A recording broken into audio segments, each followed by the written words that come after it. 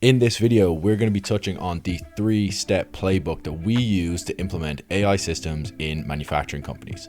My name is Patrick. My background is mechanical and manufacturing engineering, as well as data systems from my time at Intel. I implement AI systems for manufacturers, and in this video, we're going to be touching on the exact playbook that we use for manufacturing companies. This 3-step playbook has been used with multiple clients and has been responsible for identifying hundreds of thousands of dollars worth of savings. The first step of this 3-step plan is to create a roadmap. This will help us to evaluate the current readiness of the company and then to create an implementation plan that actually matches that. The second step is to implement those opportunities. So you would select the highest ROI opportunities to get the maximum impact in the shortest amount of time. And then you would train and upskill your team so that they can start to use these AI tools and get the most out of the technology. So to go into more detail then, step 1, creating the roadmap. The first part of this is to assemble your leadership team and identify who the key stakeholders are going to be for leading this AI initiative. We often recommend that you have a key stakeholder team of about 3 people, and then you take all of the individual department heads and they report to that team. Evaluating the AI readiness of your company is really important here. You're going to have to identify whether your team has the skills to implement these systems or whether you're going to need to go externally, but you're also going to need to identify whether your actual tech stack is going to be capable of implementing with these tools. Integrating with old tech stacks, especially in the manufacturing industry, can be difficult, so you need to take all of this into account when you're evaluating your AI readiness. Having a culture of a team that's going to use these tools is just as important as it is to have the right tools. So make sure that when you're assessing the AI readiness that you look at your technology, your team, and your company culture.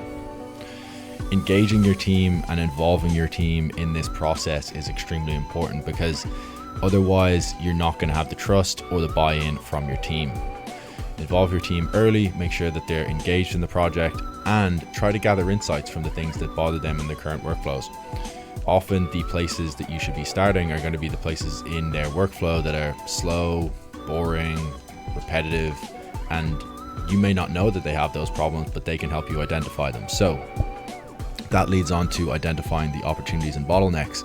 You need to look at where AI can provide the most value for your team, and that's by prioritizing the challenges that they face every day. And that's why you need to engage your team. You need to bring them in, identify those bottlenecks, and then start to plan out exactly how you're going to tackle them. And that's when you start to really create your AI implementation plan.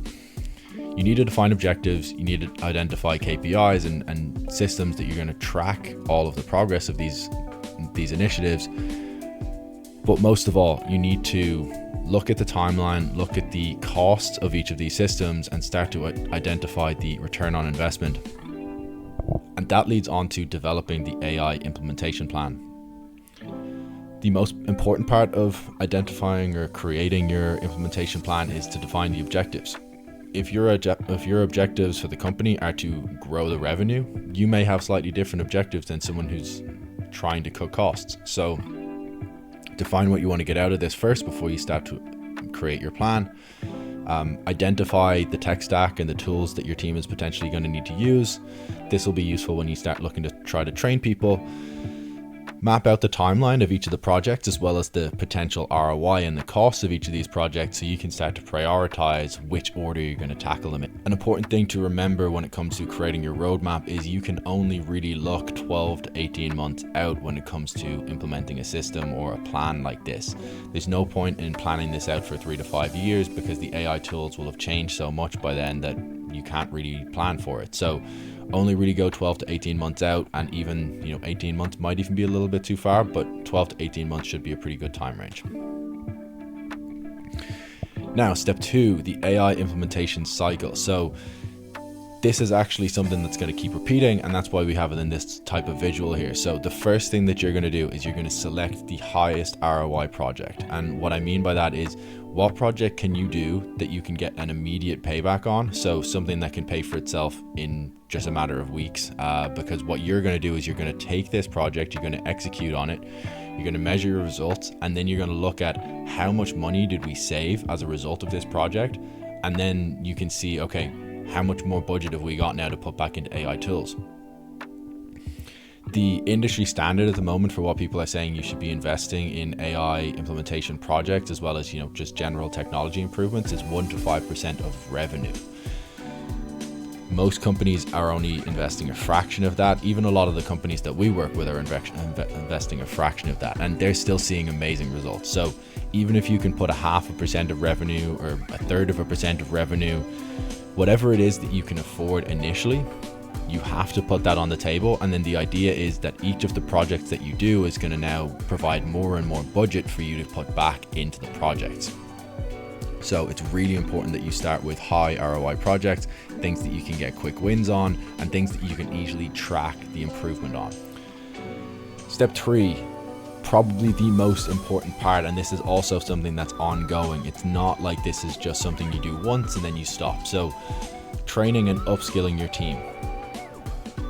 AI literacy training is one of the foundations of implementing AI systems.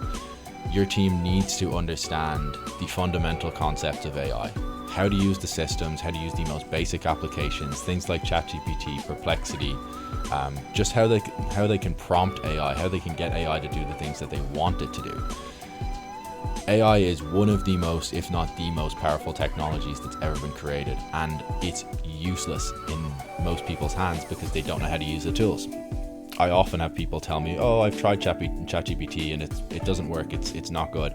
And from my perspective, all that means is that you didn't spend long enough using it, right? If you just try ChatGPT for 5 minutes, you might just say, oh, this isn't doing what I want it to do. But that's probably because your instructions aren't good. So focus on teaching and training your team on how to use AI tools in general. Then you can start to focus on tool-specific training. So that might be the new tools that you've implemented yourself, or it might be other tools like the one that I'm using right now to make this presentation, called Gamma. There's tons of amazing tools. I also use Napkin AI to put together this nice graphic here. So there's tons of really nice tools that you can use that'll improve specific workflows for specific problems that your individual employees have. So look at what ways that you can use those tools and train those people on those tools. And that might be investing in a course for your team. That might be getting someone to come in on site and do on-site training. There's lots of different ways that you can do this. AI safety and ethics. This is extremely important when it comes to training your team on how to use AI. They may know how to use the tools, but there is a very good chance that they may not use them the correct way, right? They may be potentially putting your data at risk, they may be putting your IP at risk, and they may be putting, your customers' data in risk by using public AI tools when they shouldn't be using public AI tools. This stuff is really important. Take it into account when it comes to implementing AI, that you need to be training your team on safety and ethics. And the final thing then is actually training programs to allow employees to move into new roles. So there is a very good chance that whatever AI initiatives that you create will at some point displace some staff. It might be people in your customer service department. It might be people in your administrative department, your HR department, even specific manufacturing processes. You may be moving people off if you go into robotics. So make sure that you do have these training programs in place. These people can provide a massive amount of value to your company still. It's a whole lot easier for you to upskill and move someone from one department to another rather than hiring new employees. They understand the culture of your company, they understand all of the people, they know the people in the company, and they know what your mission is. So it's a lot easier to upskill them and move them into new roles than it is to find new employees. Overall, I would say that the training is probably the most important part of this. If you don't want to spend as much money on implementing AI tools, just focus on training your team first. Once you see the benefit and once your team understand the benefit of this, you'll be able to find the money to reinvest in all of the other parts of this process. If you want more information on the tools and the potential use cases for AI tools in the manufacturing industry, click on this video right over here and you'll be able to see 10 amazing use cases that AI can be used for in your manufacturing facility.